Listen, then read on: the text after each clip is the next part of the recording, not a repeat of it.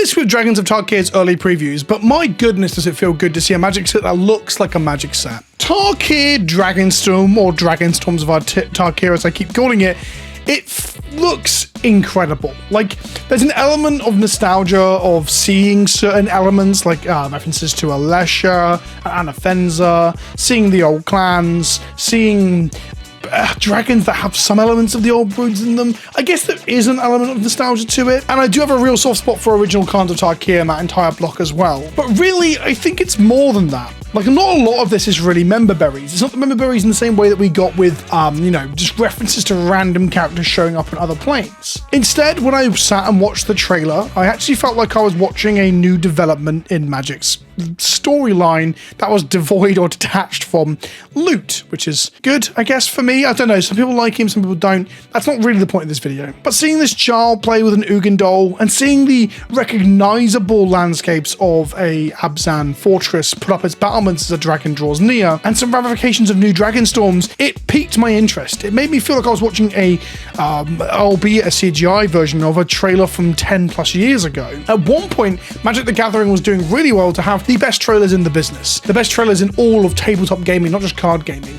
Maybe besides Warhammer, I guess. Because we were doing things like War of the Spark and even the more irreverent things like Throne of Eldraine. I'm going to do a video on the best trailers that Magic's ever done, because Magic had trailers that were so good, they were good in a way that other card games couldn't even decide or want to replicate, just because of where Magic was at in the space at the time. So this made me feel like I was looking at a conventional, a traditional, a real, I want to avoid using that term, but a real Magic set. And I want to clarify that too as we go on to look at the cards and talk about the set in general. I'm not a Universes Beyond hater, to be very, very clear. I'm actually a big supporter of it. I really enjoy seeing other things that I like, or things that other people like, get brought to life within Magic. I think the game designers are, for the most part, very good at doing that. And when I saw them do it with Warhammer, when I saw them do it with Doctor Who, as it got me into Doctor Who and saw it happening alongside that, it's a unique experience, I guess. There's this talk of fortnightfication, and I don't really necessarily believe that's even true. Fortnightfication feels much more shallow than actually delving the depths of what mechanically something would be in Magic, but that's a different video. So I'm not saying all the Universes Beyond stuff is bad. I'm looking forward to Final Fantasy. I'm looking forward to Spider-Man, if we ignore the prices.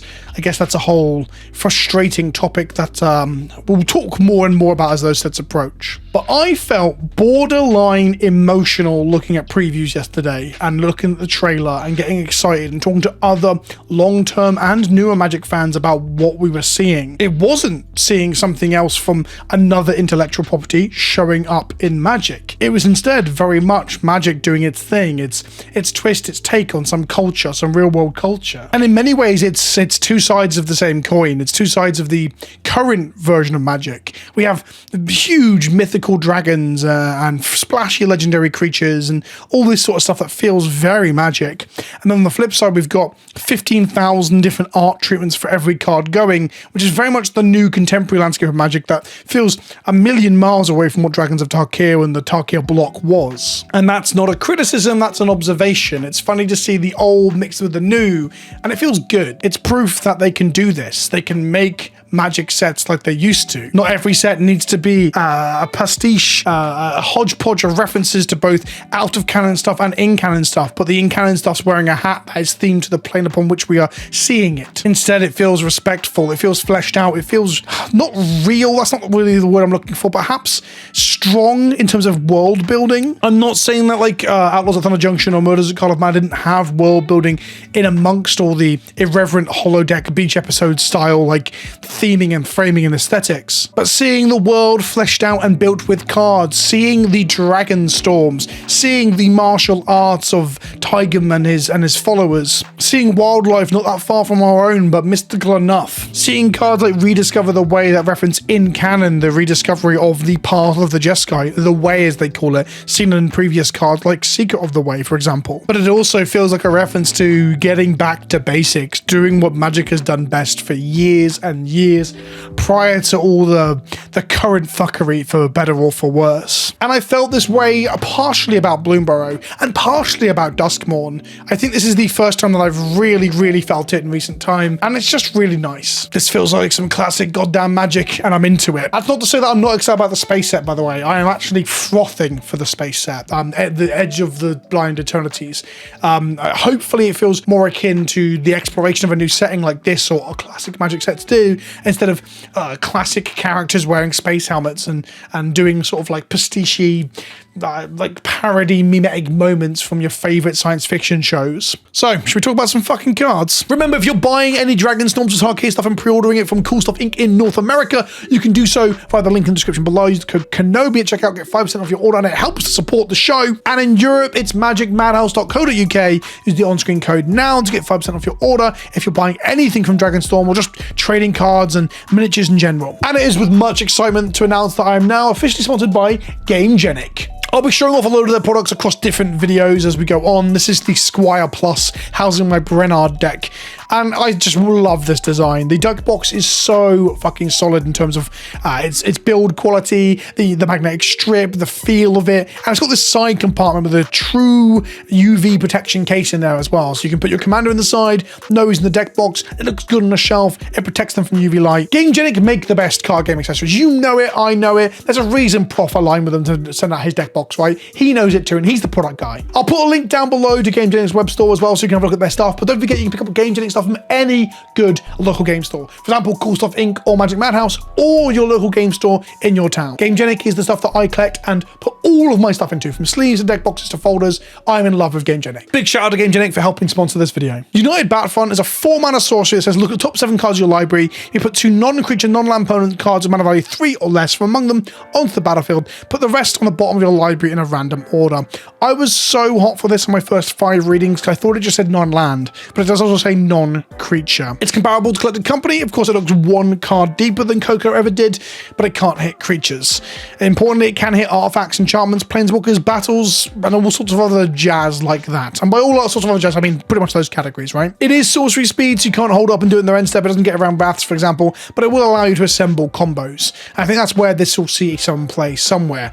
If there's a deck that can find 2 parts that are 3 CMC or less, let's say an Underworld Breach and a Grinding Station, for example, you might be able to assemble those via the United Battlefront. This card will see play somewhere at some point, without a doubt. I just don't think its home is very obvious. I talked about both Elspeth and Ugin yesterday in a video of their own.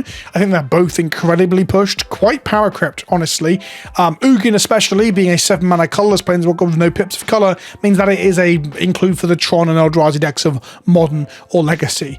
Not Tron, but Cloudpost and similar, turning your maps into Vindicates. Both these cards are fucking bonkers. Something I will say about Elspeth, well, I think Ugin is just nuts. And then Elspeth is an Anointed Possession with upside and extra added on stuff. Bear in mind that all token doublers are incredibly expensive, even Anointed Possession. Anointed Possession, spotted being printed into Secret Lair Drop semi-recently, is still $60. And thus I expect this Elspeth to be a true chase card for the set. Elsewhere in white, we've got Anafenza Unyielding Lineage, which is a reference to the classic Anafenza character. We had a living version of her, and when we changed the timeline, she ended up being a kin tree spirit, which was like an ancestor that's attached to the quick kin trees of her family to help guide them. The new one is still a ghost, so we're still in that timeline. She has Flash, she has First Strike as a 3-mana 2/2. That's already a reasonable selection of things to do, but really we need something spicy to add on to that. She says whenever another non-token creature you control dies, Anafenza endures 2, which is the new Abzan mechanic. Put 2 +1/+1 counters on Anafenza, or create a 2/2 white spirit creature token. Now, the interesting point about this being Flash is that this is a combat trick, right? So you attack in or declare blocks in some way, the way you're going to lose a load of creatures, and then you slam Anafenza out of the out of hand into play. And then as things die, non-token creatures that you control, keep in mind it's non-token, Anafenza will either grow to astronomically large sizes, which might mean a incredible back crack on the swing if you're blocking, or you just make a load of extra bodies. Or for each instance of this trigger, you pick one or the other. So you can make a reasonably sized Anafenza, and make some 2/2 white spirit, should I say. An absolutely solid sort of like bordering on mid-range, like or top end of a white aggro deck. I like Anafenza a lot. Mardu Devotee, for some reason, is wearing Chewbacca's belt, so I guess this is just a shaved Chewbacca. The Devotee cycle just shows people of the clans with some text on them, like this has got Scry attached to a 1/2, and all of the Devotees can filter mana. It's a limited card. I just thought it's funny that he's wearing Chewbacca's belt. And then we get really cool world building. Duty Beyond Death is a 2-mana instant where you sack a creature, and then creature you control, as an additional cost, sorry, and creature you control gain indestructible turn to turn. You put a +1/+1 counter on each creature you control, which is quite a strong effect in limited, but you have to sack a body. Can be a token, of course. And it alludes to and references the fact that Abzan, they work together beyond death. The spirits of their ancestors are incredibly important to them, and it brings them strength, gaining knowledge from those people. Yeah, beautiful bit of like, this is what Abzan does as a spell. Talk about Voice of Victory, a 2-mana 1/3 hate bear. Ooh, baby. Says your opponent can't cast spells during your turn. It's not each player's turn, so you can still interact in other people's turns, and opponents can still interact in other players' turns, which is important for Commander. This is a CDH card. I'm getting towards that. So in essence, this allows you to do things in your turn unimpeded from counter magic or removal spells, but let other players interact with one another. Very strong at 2-mana for a 1/3 body as well, because it doesn't die to random integers of 2 damage. Mobilize 2, whenever this creature attacks, create 2 tapped and attacking 1/1 red warrior creature tokens, sacrifice them at the beginning of the next end step. This is the new Mardu mechanic. It's basically a lot of different creatures create temporary value. If you can then sacrifice them to create value off of Abzan style effects, or if you can buff off the tokens, which we'll see with other stuff, I guess. Yeah, this is a pretty decent card. I think this is very strong. Absolutely a CDH card. The Dragonstorms are all effects that do stuff, and then they go back to hand when you play a dragon. The blue one, for example, is draw 2 cards and discard a card, and bounce it back to your hand as you play a dragon. Again, world building and fleshing out what's happening. The storms, they recur, and they're cyclical, and they happen again when the dragons come. Taigam, Master Opportunist is pretty wild. A 2-mana 2/2 human monk with basically no other stats or abilities other than the one thing it does, which is whenever you cast the second spell each turn, you copy it. Then exile the spell you cast with 4 time counters on it. It doesn't have suspend, gain suspend.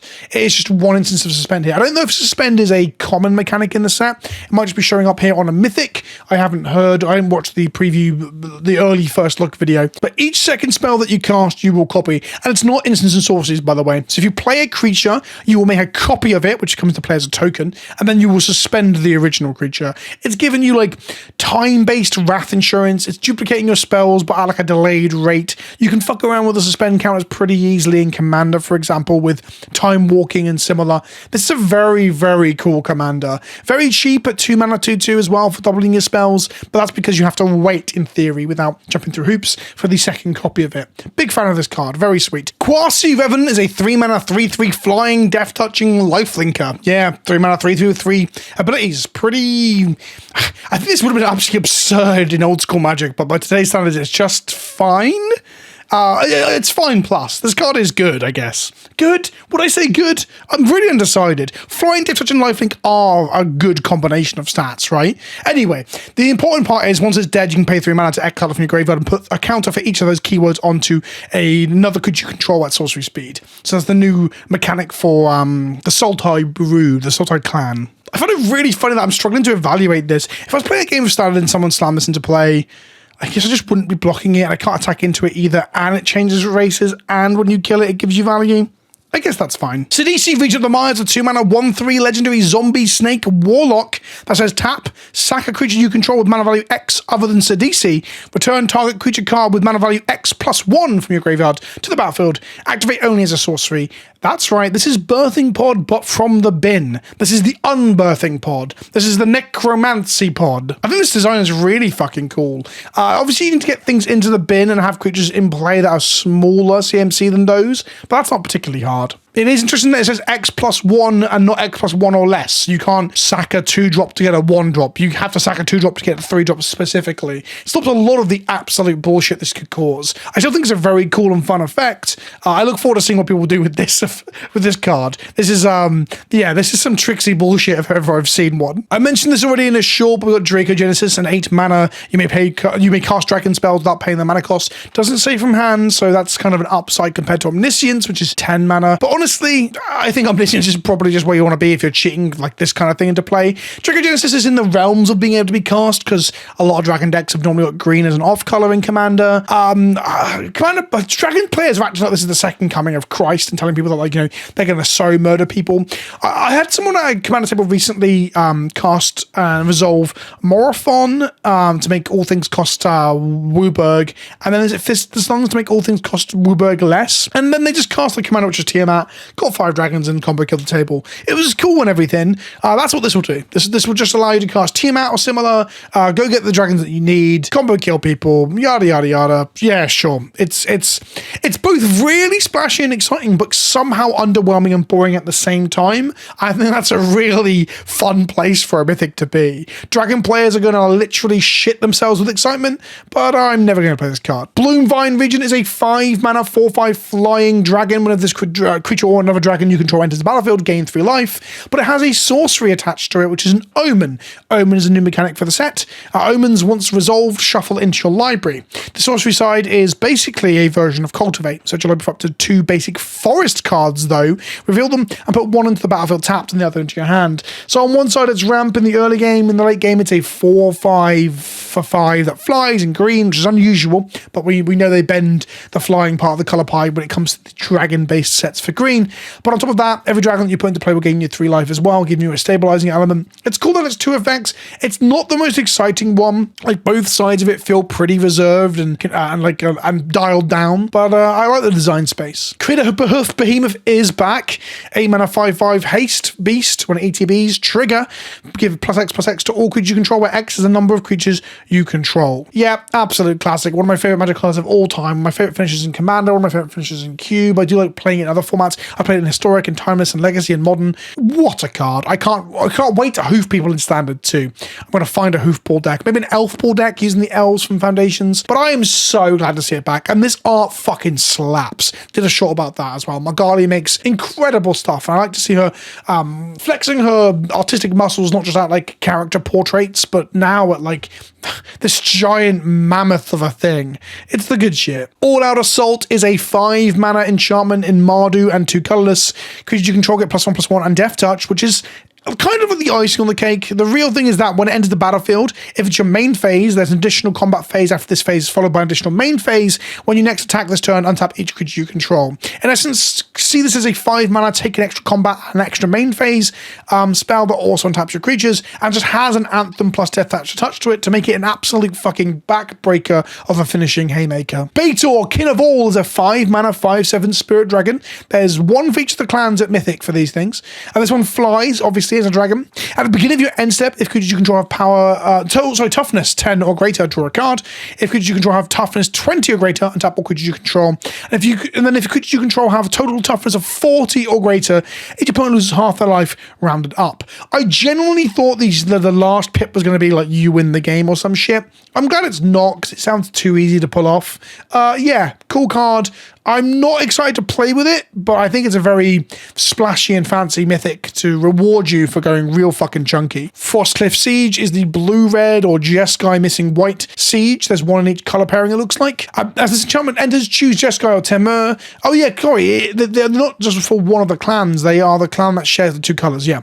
For Jeskai, whenever 1 or more creatures you control do combat damage to a player, draw a card, so it's Coastal Piracy, but restricted to just 1 card a turn. And creatures you control get +1/+0 and have trample and haste is the second part. If both of these lines of text were on 1 3 mana enchantment, it would be bonkers. The fact that they're modal and you have to pick one or the other is significantly less good. The important thing to remind yourself about with the sieges when evaluating whether you want them in your deck is that they're better as multiple. So let me explain. So in Commander, you pick one or the other. It's versatile, but ultimately in the modern day Magic, one or the other probably doesn't cut it for most of these sieges.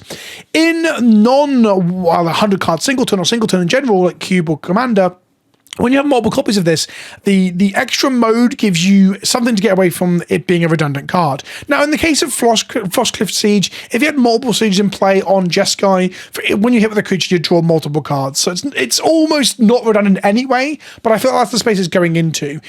Each mode is different to the other, but also can give you stacking buffs. For example, the Temur mode, if you put 2 on Temur, then you'd get +2/+0, I guess. It's just, I thought that's where they were going, but I realized as I was talking, showing that actually drawing multiple cards is good, actually. Kotis, the Fangkeeper, is probably my pick so far for the commander that I'm going to build. She's 4 mana in Sultai and 1 colorless. Zombie Warrior, indestructible 2/1.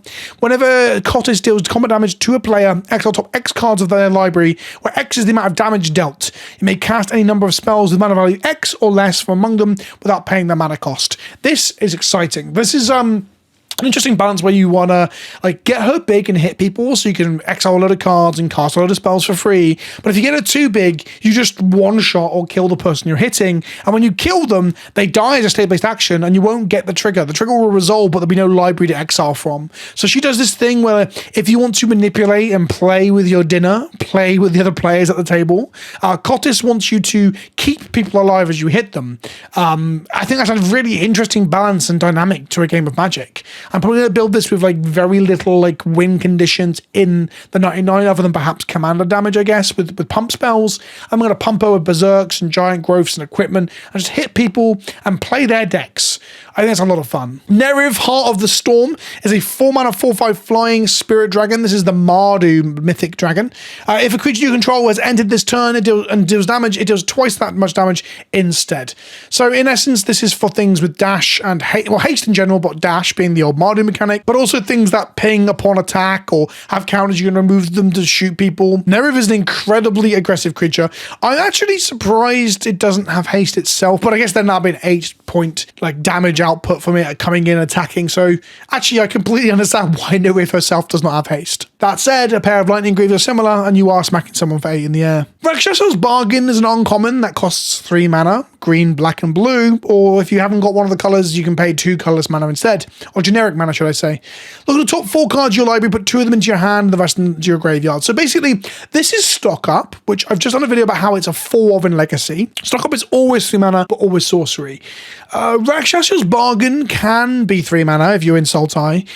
It's often going to be 4 mana if you're missing a color. But it isn't speed, and it puts the rest of them in your graveyard, which is, if you've played any Magic the Gathering before, you'll know that's basically a bonus. This card is very good. Now, it's restricted where I can see play, but I think the bug decks in Vintage that are currently avoiding playing Stock Up, they're going to try playing this, right? Like, just playing 3 mana in your opponent's end set when you've kept up interaction, like counter spells, spell pierces, fluster storms, and similar. Yeah, this seems hot. This seems really hot for an uncommon. Rediscover the Way is a 3 mana Jeskai Saga. It's got the first 2 pips. Look at the top 3 cards of your library, put one of them into your hand, the rest of them bottom of your library in a random order. So you get to cantrip. And on the third pip is whenever you cast a non-creature spell this turn, target creature you control gains double strike until end of turn. At which point, if you just cast a couple of 1 mana pump spells or whatever, your board's going to get very, very aggro. Absolutely reasonable at 3 mana. I think this card is pretty solid. Here's a card that I think people might be undervaluing. Temur, battlecrier, is a 3 mana 4/3 in Sultai colors, so it's the Savage Knuckleblade of the set, you could say. It's an Orc Ranger. It's a woman blowing a horn on top of a massive horse, so we've already got some real aura going on here. During your turn, spells you cast cost 1 less for each creature you control with power 4 or greater. This is not capped. It is infinitely scaling. She is a 4/3 anyway, so she already reduces all spells you cast during your turn by 1 mana. If you play at least 2 other 4-drops, you're now reducing things by 3, and you're playing fatties for cheap, Craterhoof, Behemoth, for example, perhaps, or just like mana rocks and artifacts. This effect is very, very strong. Where will it see playing? Probably Commander. I don't know if this will be a standard playable card, honestly. I guess 4/3 for 3 is still a reasonable stat line. Yeah, this card is deceptively powerful. I think people are sleeping on this a little bit. Speaking of which, Taval, Arbiter of Virtue, is a 5 mana. This is the Sultai 6/6 legendary spirit dragon. Flying and lifelink. Spells you cast have Delve, and whenever you cast a spell, you lose life equal to its mana value. So you can cast huge expensive spells by exiling cards from your graveyard to reduce their cost by 1 colorless mana per card exiled, but it will shoot you in the face for damage, which I think is a very serious downside, and a thing that really stops this card from being broken. It keeps it balanced. It does have lifelink itself, so it can gain you back some of that life. This card is, again, very, very powerful. Are people sleeping on it? No, people know this is good. You can tell that they've put a clause on here to pull it back. You losing life equal to its mana value is important for stopping this card from being absolutely fucking bonkers. Like, imagine just delving an Ugin into play. Just exiling 7 cards in your bin and just casting the new Ugin. That'd be dope, right? Ureni is the Temur version of this, the song unending, this spirit dragon in those colors. Flying, protection from white and black. So that's already a wild set of abilities. Like flying on a dragon, sure, but like protection from the 2 removal spell colors that can deal with big creatures is massive. It is a 10/10, so the creature is fucking massive. And when it ETPs, do X damage divided as you choose among any number of target creatures and or planeswalkers and your opponent controls, where X is a number of lands you control. Now, it doesn't shoot face, which I think makes this significantly worse. It is going to be a one-sided wrath most of the time that you cast it. If you can ramp into this in a standard format, it's going to be bonkers. This is like an old school Tarkir. Usually, if you're ramping off dorks, let's say you got 5 lands in play when you cast this, you're just doing 5 damage divided as you choose, blow up a load of stuff, and they can't be removed with white and black removal spells like Leyline of the Void, for example. Not Leyline of the Void, sorry, Leyline's Binding and similar. This seems pretty damn good. The interesting thing is that like its ETP effect means that if you were to cheat it into play off of a sneak attack, show and tell style effect in some format, then the actual trigger doesn't do a whole lot, but the protections are very good. Dragon players in Commander eating good with Maelstrom with a Spirit Dragon. It's a land that taps for a color of any mana that can be spent on dragons or omen spells, and for 4 mana and sack it, you can go find yourself a dragon, put it in your hand. So it's like Inventor's Fair, but for dragons. Pretty damn good for dragon commander decks, should we say. You've got these dragon-like Shadowlands that I really, really like. These look sick. You've got these Dragon Eye full art basics, which ultimately I don't really like, but they do have a vibe of like a 90s sort of fantasy novel, which is absolutely like fine. I'm glad they exist. I think it's a cool vibe, not my kind of thing. And then we've got special guest slots, which do appear in play boosters. These got the ultimatums from Ikoria, all showing up with Spirit Dragon art, which is pretty dope. And then we've got all of the fetch lands. Before I started recording this video, I thought it was just 5. I've just realized while recording, it's all of them. They are fucking gorgeous too. Look at these fetches. There's a lot of dragon stuff going on in them. That Tarn is gorgeous. I love that Arid Mesa too. Whoa, that Marsh Flats, my goodness. And they have this Dragon Scale Falling that's only available in collector boosters, which really elevates them. This looks really good. It's I don't go for the Dragon Scale thing. Dragons aren't really my thing, but it's a cool and unique way to push collectibles. I like that. I have no notes. No, like, this looks shoddy, this looks cheap. This is the way Magic should go in terms of pushing collectibles for people who want this stuff to drive down the price of staples so people like you and I can play standard and modern. I saw 10 saved on my fucking hard drive and then looked at them like as previews. I didn't realize that I'd saved 10 images because it's 5 fetch lands, each one having 2 arts. Still though, that Marsh Flats, right? Both of them look dope. This set is looking hot on day one. I mean, we've got previews to go. There's loads of stuff to come, but there's a lot to cover as well.